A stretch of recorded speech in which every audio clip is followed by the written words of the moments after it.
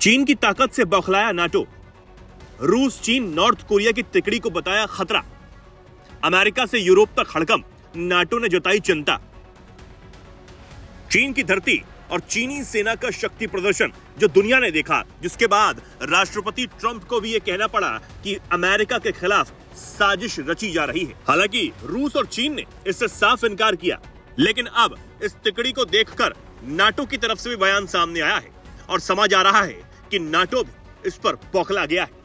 लेकिन सबसे ज्यादा चिंता चीनी राष्ट्रपति शी जिनपिंग और उत्तर कोरिया के तानाशाह नेता किम जोंग उन के बीच हुई बातचीत को लेकर है और केमिस्ट्री को लेकर है। दरअसल चीन के राष्ट्रपति शी जिनपिंग और उत्तर कोरिया के नेता किम जोंग उन के बीच हाल ही में बीजिंग में एक महत्वपूर्ण बैठक हुई, जिसके बाद अंतर्राष्ट्रीय कूटनीतिक हलकों में खलबली मच गई। चीनी सरकारी मीडिया के मुताबिक शी जिनपिंग की इस बैठक के दौरान चीन और उत्तर कोरिया के बीच पारंपरिक मित्रता को रेखांकित किया गया है और कहा गया है कि चाहे अंतर्राष्ट्रीय परिस्थितियां जैसी भी हों, ये दोस्ती अडिग रहेगी। अंतर्राष्ट्रीय परिदृश्य चाहे जितना भी बदल जाए, चीन और उत्तर कोरिया संबंधों की दिशा और गति को नहीं बदलेंगे। लेकिन अब ये दोस्ती यूरोप से लेकर अमेरिका तक खलबली मचाने के लिए काफी है।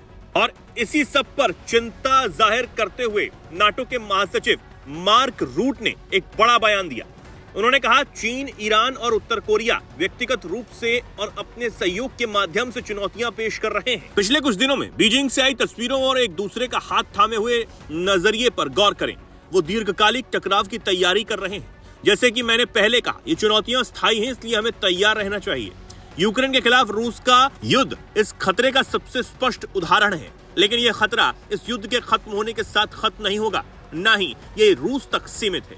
हमारा उद्देश्य ये सुनिश्चित करना है कि हम उस स्वतंत्रता और सुरक्षा का आनंद लेते रहें जिसके लिए नाटो की स्थापना की गई थी। हालांकि चीन और उत्तर कोरिया के साथ साथ मार्क रूट ने ईरान का नाम भी यहाँ पर लिया है और ईरान को भी इस पूरे गेम में अहम सहयोगी बता दिया है। साथ ही उन्होंने ये भी साफ कर दिया कि यूक्रेन में हो रहा युद्ध भले ही थम जाए, लेकिन ये जो खतरा तैयार हो रहा है, ये इस युद्ध के साथ खत्म नहीं होने वाला।